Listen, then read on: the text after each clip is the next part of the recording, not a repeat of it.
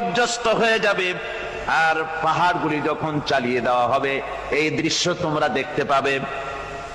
فَإِذَا النُّجُومُ طُمِسَتْ وَإِذَا السَّمَاءُ فُرِجَتْ وَإِذَا الْجِبَالُ نُسِفَتْ। সেদিন অবস্থা এমন হবে সমস্ত তারকাগুলি স্তিমিত হয়ে যাবে আর আকাশসমূহ দীর্ণ বিদীর্ণ হয়ে যাবে। আর দেখতে পাবে পাহাড়গুলি সমস্ত পাহাড়গুলিকে উড়িয়ে দেওয়া হবে। আবার অবস্থা আরো কি হবে? فَإِذَا بَرِقَ الْبَصَرُ وَخَسَفَ الْقَمَرُ وَجُمِعَ الشَّمْسُ وَالْقَمَرُ। যখন চক্ষু বিস্ফারিত হয়ে যাবে মানুষের, চাঁদ আর সূর্য নিষ্প্রভ হয়ে যাবে, সব একাকার হয়ে যাবে, চন্দ্র এবং সূর্য তার অস্তিত্বকে হারিয়ে ফেলবে। শুধু তাই নয়, وَحُمِلَتِ الْأَرْضُ وَالْجِبَالُ فَدُكَّتَا دَكَّةً وَاحِدَةً। জমিন ও পাহাড়গুলির মধ্যে সংঘর্ষ লাগিয়ে দেওয়া হবে আর তা এক ধাক্কায় জমিন এবং সমস্ত পাহাড়গুলি চূর্ণ বিচূর্ণ হয়ে যাবে। সুবহানাল্লাহ ওয়া বিহামদিহি।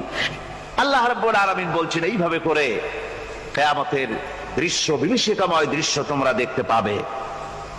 আর সেদিনের রাজত্বটা কার হবে?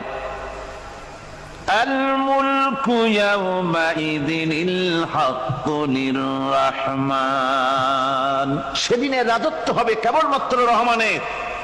অর্থাৎ যেসব কৃত্রিম বাদশাহী দেখে তোমাদের চোখে ধাঁধা লেগে গিয়েছে, তোমাদেরকে দুনিয়ার বাদশাহী দেখে তোমরা ধোঁকায় পড়ে গিয়েছো, এসব বাদশাহী কিছুই টিকবে না সেদিন। সেদিন শুধু বাদশাহী থাকবে একমাত্র আল্লাহ পাকের। কার থাকবে বাদশাহী?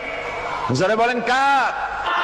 আল্লাহ রাব্বুল আলামিন যখন কিছুই থাকবে না ঘোষণা করবেন লিমানিল মুলকুল ইয়াউম লিল্লাহিল ওয়াহিদুল কাহ্হার। আজকে কার রাজত্ব? চারিদিক থেকে আওয়াজ আসতে থাকবে পরাক্রমশালী আল্লাহ রাব্বুল আলামিনের রাজত্ব। আর কারণ নয়, হাদিস শরীফে এসেছে, বুখারী মুসলিম শরীফের হাদিসে এসেছে, আল্লাহর নবী বলেন আল্লাহ রাব্বুল আলামিন তখন তার এক হাতে আকাশ মণ্ডলীকে ধারণ করবেন আর এক হাতে জমিনকে ধারণ করবেন। আকাশ মণ্ডলী এক হাতে, জমিন এক হাতে। এভাবে আল্লাহ রাব্বুল আলামিন বলবেন আইনাল জাব্বারুন আইনাল মুতাকাব্বিরুন। কোথায় সেই স্বৈরাচারীরা? কোথায় সেই দুর্বিনীত অহংকারী স্বৈরাচার যারা আমার জমিনের উপরে, আমার মানুষের উপরে রাজত্ব চালিয়েছে? তারা আজকে কোথায়? কোথায় সেই অহংকারীরা?